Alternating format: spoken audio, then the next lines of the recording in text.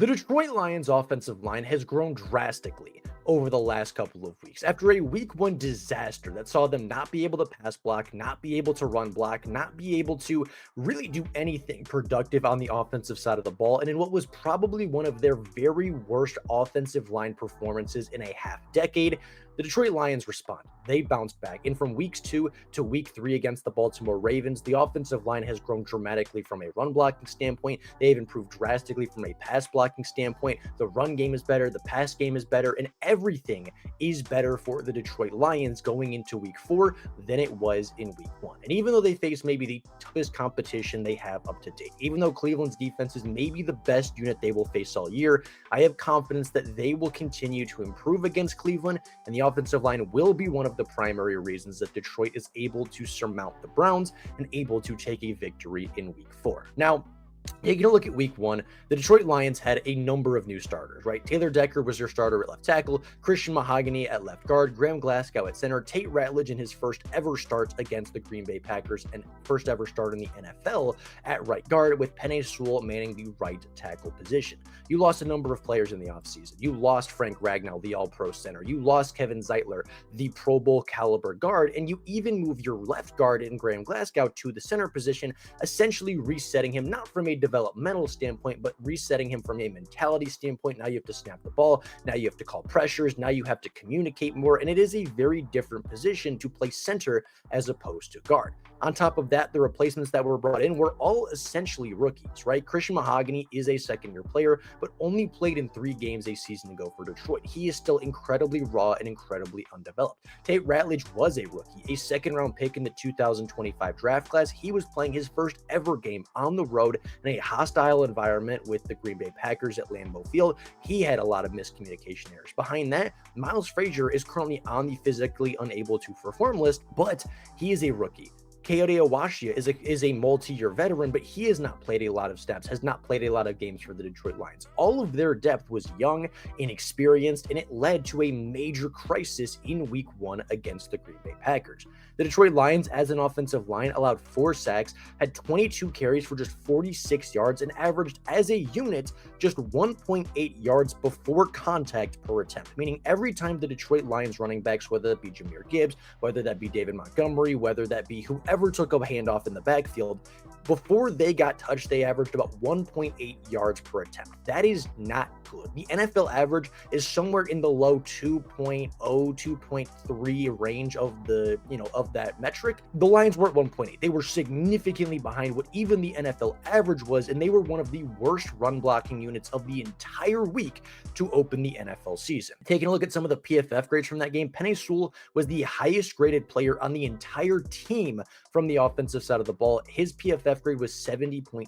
That is pretty good. That is well above average for an offensive tackle, but well below the standards that we have set for Penei Sewell. Graham Glasgow was the worst center graded starting on the week with a 43.6 PFF grade. Christian Mahogany graded out with a 54.5 PFF grade. I couldn't find Tate Ratledge's exact number from week 1, but I remember it being somewhere in the 40s to 49 range, which is again well below average for an offensive lineman. And overall as a unit, they ranked 25th in the NFL in run blocking grades and 19th in the NFL in pass blocking grades. This was not the great wall of Detroit that we were used to seeing. This was not the elite offensive production, the elite offensive line that we have been accustomed to seeing for the Detroit Lions over the last couple of years. And that led a lot of people to really be startled. That spooked a lot of fans into saying the season's over. If they can't pass protect, Jared Goff won't look very good. If they can't run block, David Montgomery and Jahmyr Gibbs won't look any good. The weapons, no matter how good they are, won't be able to get the ball. And it led to a bit of a spiral from the fan base who were really concerned about the week 1 production. Luckily, that does not seem to be the case. Bouncing back in week 2, the Detroit Lions offensive line allowed 0 sacks. They ran the ball 3 times for 177 yards and 2 touchdowns, with 137 of those rushing yards being rushing yards before contact. Jahmyr Gibbs was not getting touched at the offensive line.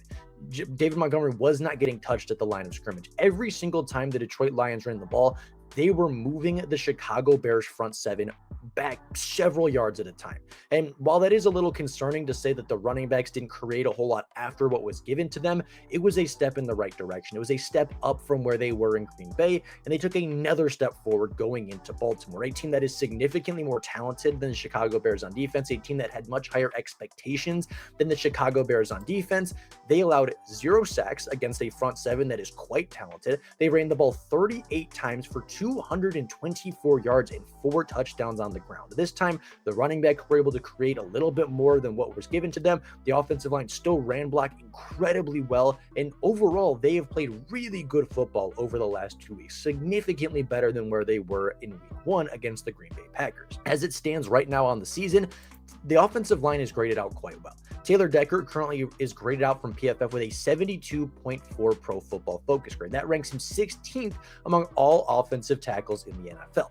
That is not specifically for a left tackle position. That is among all tackles in the NFL. So there being 64 starting tackles across football, him being at 16th is essentially in the top quarter of all offensive tackles in the NFL. That is really good from a player is often looked at as a potential Pro Bowl candidate, and being in the top 16 of all offensive tackles in professional football is a really good thing to see from your veteran left tackle. Christian Mahogany, after being graded as one of the worst offensive guards in week 1, has bounced back quite nicely. He has a 60.2 Pro Football Focus grade, which ranks him 33rd among all offensive guards in the NFL. Again, you consider the fact that there are 64 starting guards across the league, and Christian Mahogany is among the top half of those 64 guards, or right there on the cusp of being in the top half of NFL guards across the league. There are several guards that are worse than him, and considering that week 1 PFF grade is likely dragging him down even further, I would say over the last 2 weeks, he's been easily a top 25 to 20 guard across the NFL. Is he Kevin Zeitler good? No. Is he, an elite guard at this point in his career? Probably not.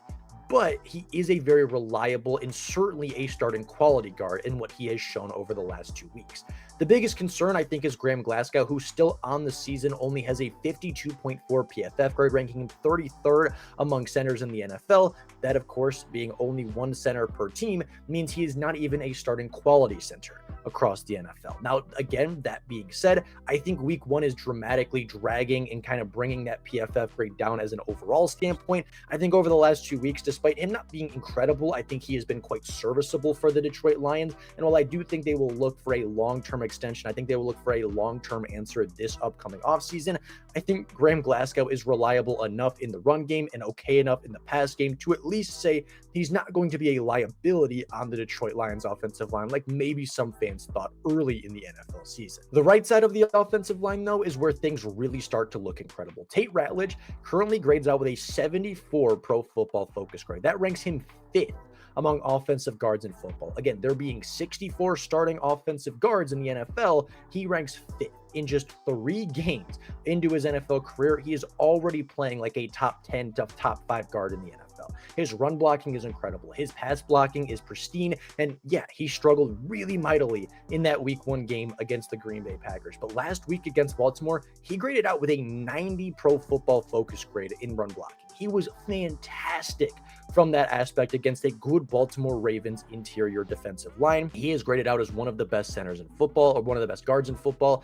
And of course, we get to Penei Sewell, who grades out currently throughout the NFL season with a 92.1 Pro Football Focus grade. Last week against the Baltimore Ravens, he graded out, I believe, a 98.3, 98.7 Pro Football Focus grade, which is nearly perfect in the run blocking game. He is far and away the highest graded tackle in the entire NFL. He is far and away the best offensive tackle in the entire NFL. Lane Johnson is right there with him, but so maybe not far and away, but he is one of, if not the best offensive tackles in football. And it is just impressive to see how well this offensive line has bounced back. They have not one, not two, not three, but 4 players on that offensive line that rank top half of their positional groups across the NFL. And Graham Glasgow, yes, he's not a great football player. Yes, he's not an elite offensive center like Frank Ragnow was, but I do think he's bounced back quite well. I do think over the last 2 weeks, he has looked significantly better than where he was in week 1. I think he is still growing into that position after switching in the offseason. And it's not perfect. By no means is it perfect for anybody on the offensive line, maybe apart from Penei Sewell and Tate Ratledge's run blocking.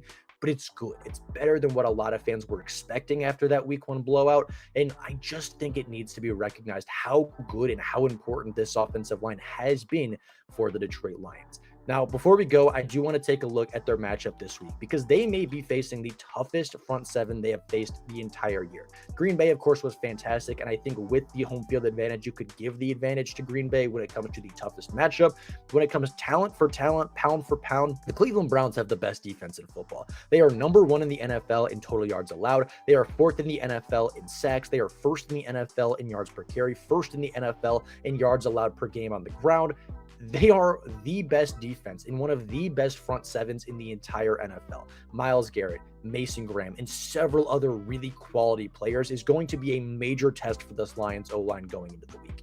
They should win the game because I think their defense should suffocate the Browns offense. I think their weapons should be able to do enough against Cleveland's secondary, and the Lions offensive line should be able to go toe-to-toe and win some matchups against this Cleveland front seven, but they are in for a tough matchup. They are in for maybe the toughest matchup of the entire year. It's going to be strength on strength. It's going to be power on power. It's going to be Sewell on Garrett. It's going to be Ratledge on Graham. It is going to be a fun matchup to watch, but it is going to be the biggest challenge of the year. And I do think after what we've seen over the last 2 weeks and being at home, the Detroit Lions are going to have the opportunity to prove all of the doubters wrong, to really put to bed the narrative that they aren't good enough against elite defensive lines. And I think they're going to be able to make a statement. Will they? I don't know. Will they be able to? They're going to have the opportunity. So with that being said, that is all I have for you guys today. We'll do a deeper dive into the Cleveland versus Detroit matchup this weekend, probably tomorrow. So stay tuned for that. Subscribe if you have yet to do so and hit the bell notifications if you don't mind. But with all that being said, that's all I got for you guys right now. Thank you so much for watching. And until next time, and as always, go Lions.